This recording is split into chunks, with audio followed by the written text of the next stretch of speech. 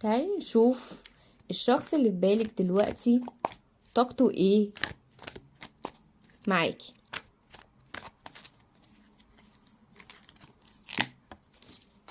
طاقة مشاعر مستمرة، طاقة مشاعر مستمرة. عندك كمان خروج لطرف تالت، البعض منكم في عنده طرف تالت وفي خروج للطرف التالت.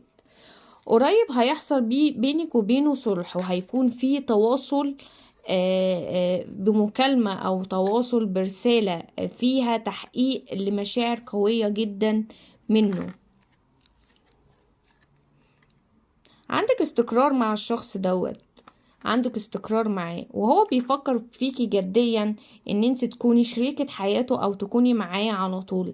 فاتحلك ايده وبيتمنى معاكي حياة جديدة او بيتمنى معاكي علاقة جديدة تبعدوا فيها عن التوتر اللي كنتوا فيه، وتبعدوا فيها عن دخول الطرف الثالث اللي بوظ عندكم الحياة ديت او الطاقة ديت.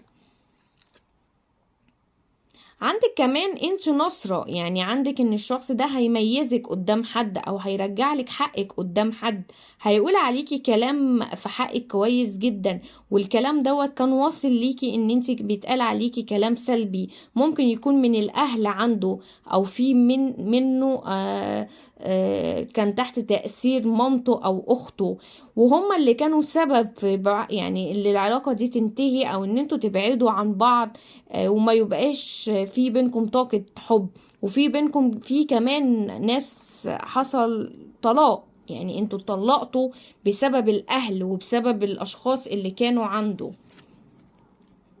شايفة ان الحياة هتبقى جديدة جدا، وشايفة ان انتي هتبقي واخدة وضعك كويس جدا في العلاقة الجديدة، وشايفة ان انتي كمان هتقدري تتحكمي في مشاعر الشخص دوت، هتديله مشاعر كان محتاجها، وهو هيفتحلك بيبان، هيجيلك طاير على حصانه، ان هو يكون حاسس بأمنيات او حاسس ان هو في مشاعر جديدة عايز يقولها لك، عايز يبقى قريب منك، عايز ان هو يديكي حب ويديكي طاقة ايجابية.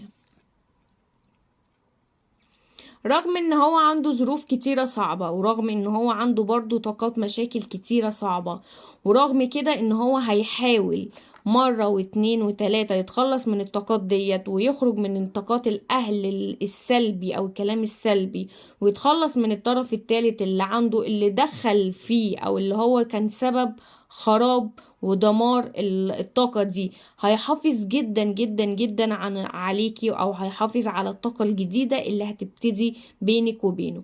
محتاجة ان انت تستقبلي الطاقة دي بكل حب. اكتبي كود استقبال الطاقة 888 وهيجيلك البشرة قريب جدا.